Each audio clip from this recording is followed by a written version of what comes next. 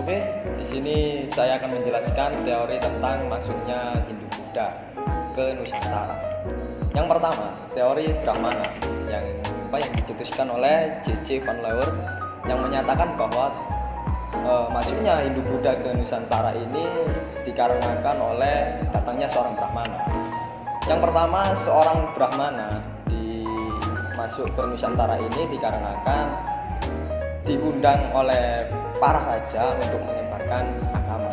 Dan yang kedua, para Brahmana ini diundang para raja untuk memimpin suatu upacara.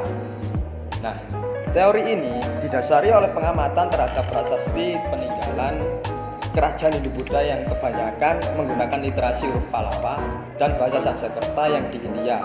Dan yang kedua adalah teori Vaisya yang dikemukakan oleh N.J. Krom. Teori ini menyatakan bahwa masuknya Hindu-Buddha ke Nusantara dibawa oleh seorang pedagang. Vaisya ini sendiri yang berarti seorang pedagang. Pada awalnya pedagang dari India itu melakukan sebuah perdagangan melalui jalur laut yang melewati Nusantara juga. Jadi para pedagang ini menggunakan sistem angin dan sistem alam. Jadi di mana kalau angin tidak memungkinkan untuk berlayar, maka para pedagang itu menetap. Nah, salah satu menetap inilah para pedagang juga menyebarkan agama Hindu-Buddha di Nusantara. Dan menetapnya pedagang ini, para pedagang juga melakukan suatu hubungan atau pernikahan terhadap masyarakat lokal di Nusantara.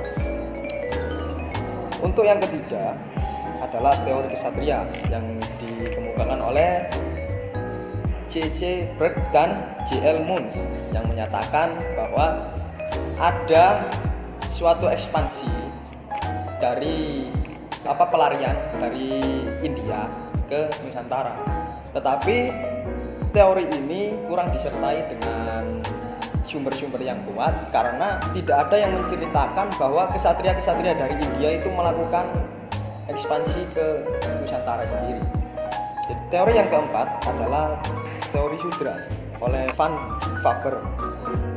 Teori ini menyatakan bahwa masuknya Hindu-Buddha ke Indonesia dibawa oleh kaum Sudra. Kaum Sudra ini sendiri adalah kaum Buddha.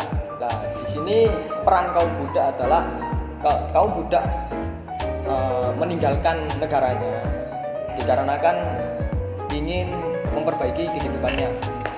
Maka dari itu berlarilah Buddha itu dari India ke Nusantara untuk memperbaiki kehidupannya. Ya mungkin dari situ para Buddha itu tidak memperbaiki kehidupannya saja, namun juga untuk menyebarkan ajaran-ajaran Hindu-Buddha di sini.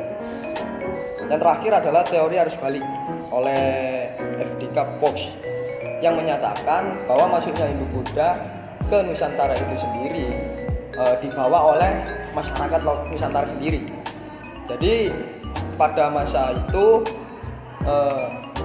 masyarakat lokal, masyarakat Nusantara itu belajar ke India untuk belajar pengetahuan atau agama tentang Hindu-Buddha itu sendiri. Setelah belajar, setelah dinyatakan lulus bisa mampu untuk mengajarkan di India, mereka pulang ke Nusantara dan mengajarkan semua ajaran-ajaran itu. Oke, mungkin itu saja dari teori-teori tersebut. Jadi kita seorang sejarah harus bijaklah untuk mencermati teori-teori tadi dari teori Brahmana, Vaisya, Satria, Sudra ataupun arus balik. Kita harus mengetahui teori itu didasari dengan sumber-sumber yang kuat agar kita bisa mengetahui masuknya ajaran Hindu-Buddha ke Nusantara itu dari teori. Jadi sekian saja yang bisa saya sampaikan. Saya mewakili kelompok saya, kelompok 5. Sebelumnya saya minta terima kasih.